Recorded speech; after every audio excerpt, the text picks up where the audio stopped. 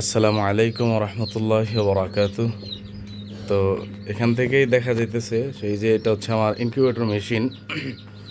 21 দিন পার হয়ে গেছে। 21 দিন থেকে বাচ্চা ফোটা শুরু হয়েছে, আজকে হচ্ছে 22তম দিন। এই যে মেশিন, আর্দ্রতা আছে 35.2, আরও উঠবে যেহেতু 37 থাকা এই মুহূর্তে প্রয়োজন, কিন্তু 2 দিন যাবৎ লাইটটা নষ্ট ছিল। 2-3 দিন যাবৎ বিষয়টা আমি লক্ষ্য করতে পারি না, যেহেতু এটা ঢাকনা, ইনকিউবেটরে বাচ্চা বসালে ঢাকনা খোলা সম্পূর্ণ নিষেধ। তো ঢাকনা খোলা নিষেধ, এই কারণে আমি কিন্তু দেখি নাই যে আসলে লাইটটা নষ্ট হয়ে গেছিলো। যে আগের যে সাইড ওয়ার্ডের যে বাল্বটা ছিল এটা নষ্ট। তো আজকে হঠাৎ 3-4 দিন যাবৎ মানে লাইটটা জ্বলতেছে না। লাইটটা না জ্বলার কারণে ভাবলাম কী সমস্যা হইলো দেখি। তো একটু ফাঁক করলাম, দেখলাম যে লাইটটা বড় নষ্ট হয়ে রয়েছে। এই জন্যই 34, মানে 34-এর উপরে উঠতোই না তাপমাত্রাটা। 34-এর উপর উঠতোই না। আলহামদুলিল্লাহ এখন দেখেন বাড়তেছে, কিন্তু একটু মিস্টেক হয়ে গেছে একদিন।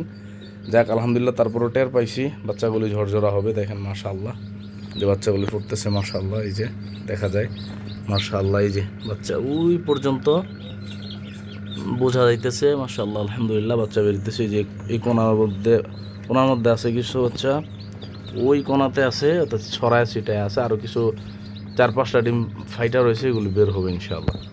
এই যে এটা হচ্ছে হিউম্যানিটি ফায়ার। ওই যে দেখেন 2টা ডিম একদম সামনে, যে মুরগাটা যে একটা ফুটছে নতুন, এটা ডান পাশে বাম পাশে ডিমগুলি ফুটতেছে। এই 2টা ফুটবে ইনশাআল্লাহ। এই 2টা গ্যারান্টি সহকারে ইনশাআল্লাহ, কোনো সমস্যা না হলে ফুটবে 2টা। তো এদিকে মনে হয় আরেকটা ফাটা আছে, এই যে এটা ফুটছে, এটা ঘুমাইতেছে, মনে হইতেছে যেন কুসুমের ভিতরে আছে। তো মাশাআল্লাহ এইগুলি আগে ফুটছে জন্য ঝরঝরা হয়ে গেছে।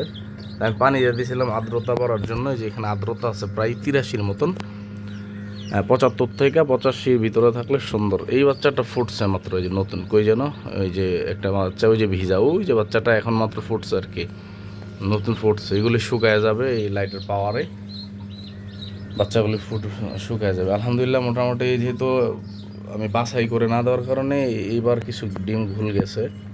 তো বাকিগুলি মাশাআল্লাহ প্রায় 30-35টা মতন হয়তো বা ফুটবে।